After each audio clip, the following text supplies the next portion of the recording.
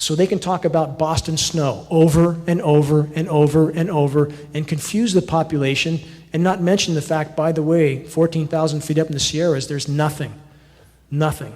So this can't be hidden much longer. We just passed July as the warmest ever recorded on our planet. This year is shattering records, ocean temperatures off the scale.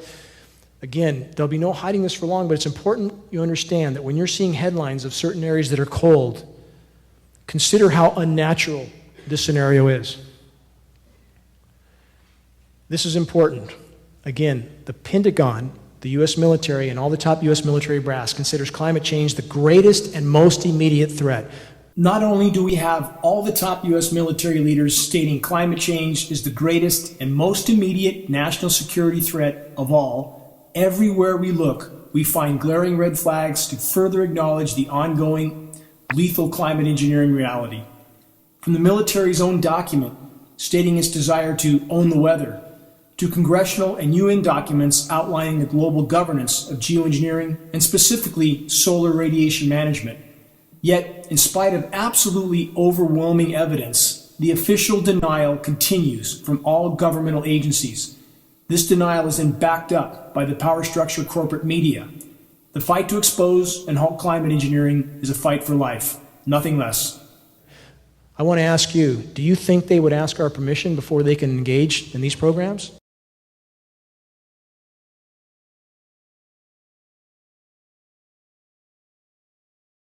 Not a chance. Not a chance. Did they ask anybody permission to go blow up islands in the South Pacific to test their nuclear bombs? No. Did they ask the U.S. population if they could do biological testing? No. About 24 cases of the U.S. military doing biological testing on U.S. civilian populations without their knowledge or consent. This is business as usual. We need to wake up from the bubble. This is the military we have.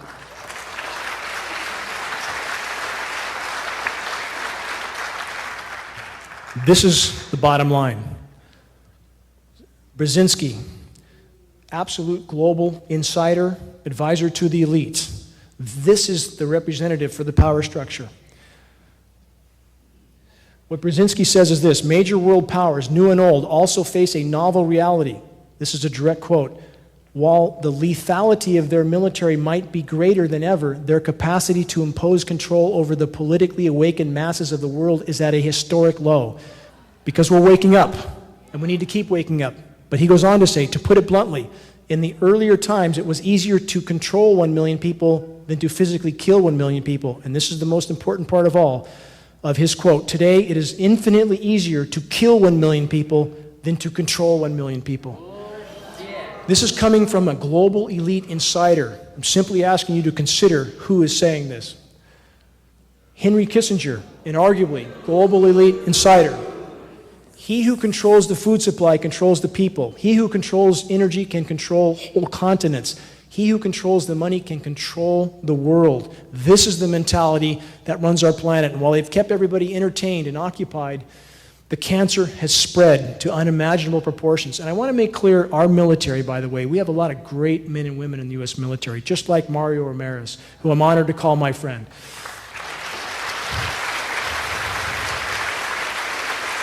And I salute those men and women. I absolutely salute them. I've given to DAV, VFW. I worked to rehab NAM vets in my past as a volunteer. But we need to wake them up. It's not okay to follow orders when those orders hold the future of our children in hands. Another global elite, Rockefeller. We are on the verge of a global transformation. All we need is the right major crisis, and nations will accept the new world order. That's how these people think. That's their game plan. That's their goal. It's about power and control. Anybody who thinks our government and those at the top of our government are here for our benefit, again, you need to take a reality check. This should be carefully considered. Those in power have always believed they have the right to decide who lives and who dies on planet Earth. Direct quote from Mr. Kissinger: depopulation should be the highest priority of the U.S. policy towards the third world. Who gave him the right to make that decision? I'm asked all the time, who's behind this? Who's running these programs? All roads lead back to those who print the money. And so many conflicts around the globe are about this right now. Saddam Hussein was taken out because he wanted to disconnect from the dollar. It had nothing to do with freedom and democracy. Same is true with Gaddafi. Same is true with other countries in the Middle East that did not want to use the dollar anymore. So we need to wake up. What is the motive behind the power structure? It's not about spreading freedom and democracy. It's about control. And who's at the head of that control? Those who print the money. That's the central bankers, and the dollar's about to be dethroned. So the power structure is more dangerous than ever. Obama's war on whistleblowers. Another question I get asked a lot. Why don't we have whistleblowers? We had one. We had Kristen Megan.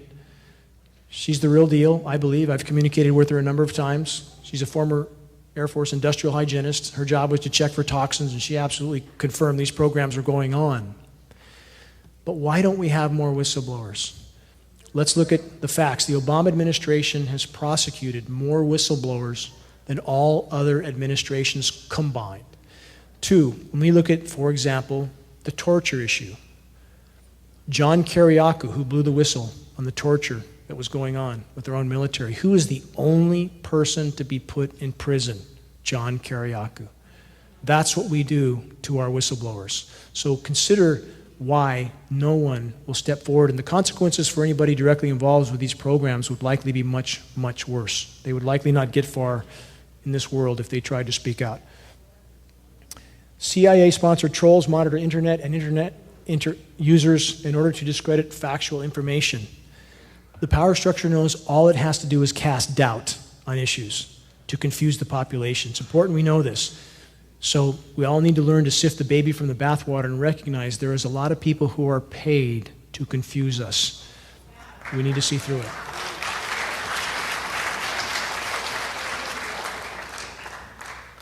I want to make a point with this. The last presentation I did in Reading, I had a pallet that size of free DVDs to give away. 2,000 of them. 5 foot by 5 foot by 5 foot, weighed 500 pounds. It disappeared. So when I called UPS to ask where was my pallet, they said it's been redirected. That's the term they used. They later backtracked and said, we don't have it, send us a claim, we'll pay it. Never tried to look for it. Why was that? The DVD manufacturer who's shipped millions of DVDs said they've never had anything happen like this. So just to make the point that those in power can do a lot to slow the progress of movements they do not want to gain traction. Species extinction. You see the escalation. To be clear, right now, species extinction rates are 200 to 300 species of plant, animal, and insect a day going extinct. 200 to 300 a day. Anybody who tells you that's normal, and we have agency people, media people trying to tell us that's normal, that's 15,000 times background rates. Nothing normal about that. We are statistically in the 6th great mass extinction right now.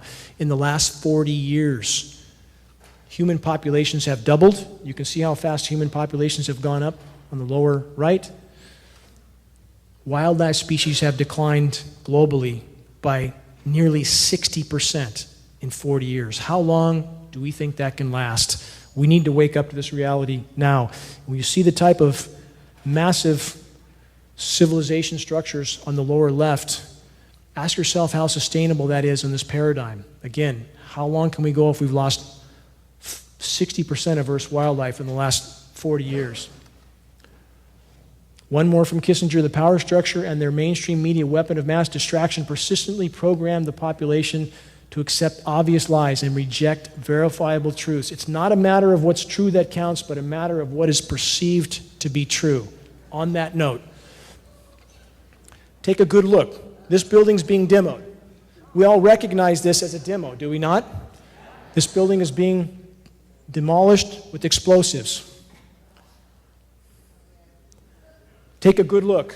That's the third building on 9/11 to come down, that most people don't even know there was a third building. Why? Because the media didn't want you to know. Take a good look and ask yourself this. The official story is that that building came down, a 47-story steel structure high-rise, came down in 7 seconds, never got hit by anything because some furniture was burning on the first floor. If that's how flawed our high-rises are. Anytime someone lights a cigarette up in a high-rise, we should be running for the exits. And my point is this: if you believe the official story on that event, then you believe these are condensation trails above your head. And we need to wake up to this. This event's come and gone. We can't change it now. But if we don't change what's happening above our heads, it's game over. And that's a mathematical fact. We are in the Anthropocene. This is a scientific term. It's the age of humans. And this is a good example of the mindset of modern industrialized society and climate engineering, to build a massive city on sand. This is in Dubai. This is totally unsustainable. The power structure is right now doing everything they can, from pumping up the stock market with printed Fed fiat money to keeping everybody in the dark about the marine ecosystem die-off, the global wildlife die-off. This is the age we are in, and climate engineering is the epitome of insanity for human activity. One last spray video to make this point again. If you believe Building 7 came down because of some furniture burning on the first floor, perhaps you might believe that this is condensation, which is clearly not. You can see the aircraft. It's right there. It's fading in and out. Watch closely. Now, all that's aerosol. Everything in the sky, the cobwebby-looking spider clouds, they spread the aerosols out with microwave radio frequency transmissions. Keep watching. There'll be a little better footage here in a moment. Aircraft is there. There.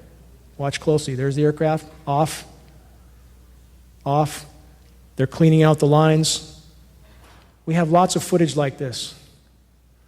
The point is, all you have to do is look up. It's all you have to do, and you can see that what's going on is clearly not normal. We are clearly involved with these programs. And the point of all this presentation, to try to wake people up, is if you leave here tonight, if you leave here and you go back about your lives thinking you've done your part, we have no chance. We have no chance. This town of Reading, a lot of work has been done here, a lot of activists, and I couldn't do any of this without the help I've gotten from so many people. Every person that spoke here, all the activists behind the scenes, and every one of you that's taken the time to show up. This town, we can bring this issue to light, and all we have to do is put a crack in the dam. That's all. We don't have to dismantle the dam. All we have to do is put a crack in it, and they will not be able to stop the flow.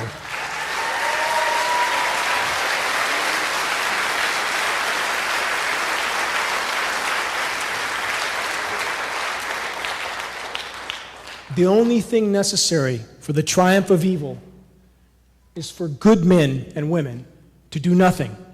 Words of wisdom from Edmund Burke: to stand by and do nothing. And from the Hopi elders, we are the ones we've been waiting for. It's up to us. Even at this late date, we can do astounding good. However dark the horizon is, we should not be overwhelmed. We should use our angst again for fuel in this fight to march forward and put that crack in the dam that each and every one of us can do. Working together. Make your voice heard in the battle to expose and halt climate engineering. Thank you. In the critical battle to expose and halt the ongoing climate engineering insanity. It's essential for all that are currently awake and aware of what is happening in our skies to assist in the crucial effort to wake others. We must reach a critical mass of awareness as fast as possible.